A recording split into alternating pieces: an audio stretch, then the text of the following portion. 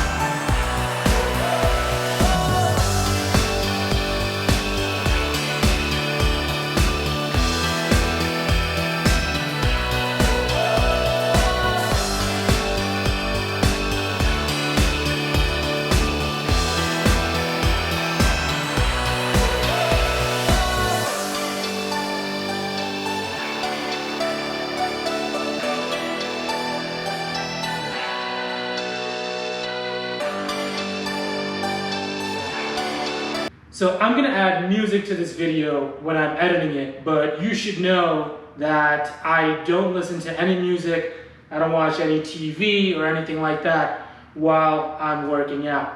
And the reason for this is very intentional. When you're building new habits, you wanna minimize the number of external stimuli that you have.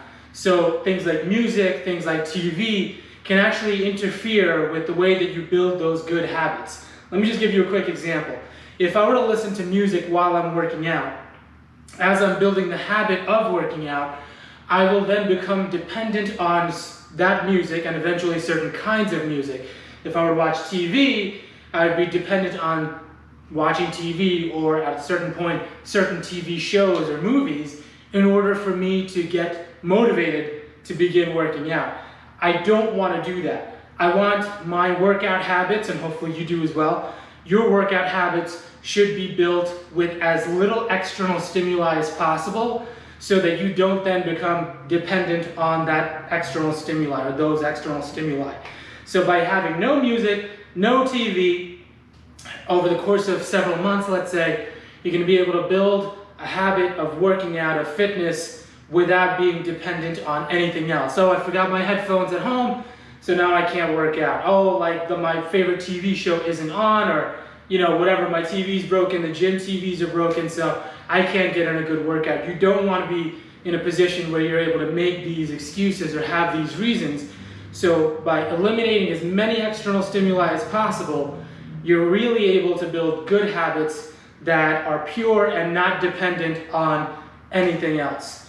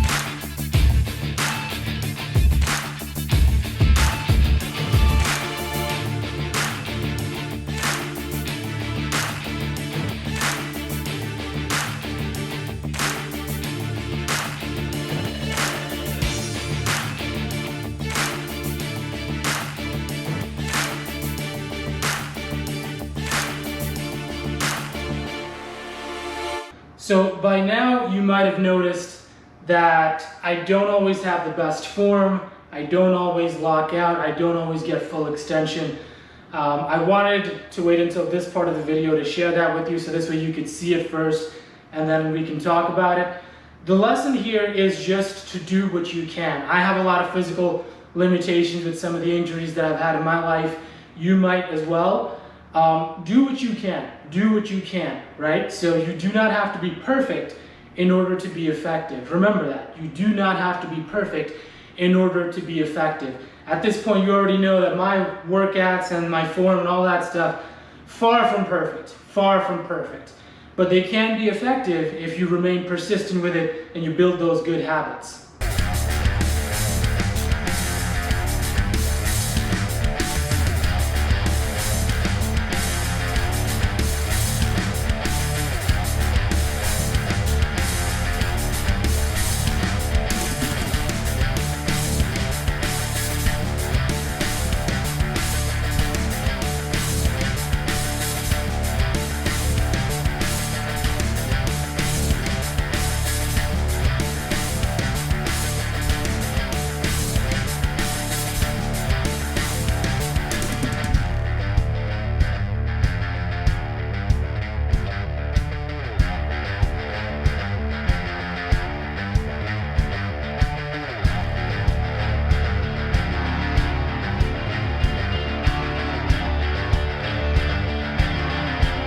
Let's talk about why you're doing this, why you might want to get into better physical shape.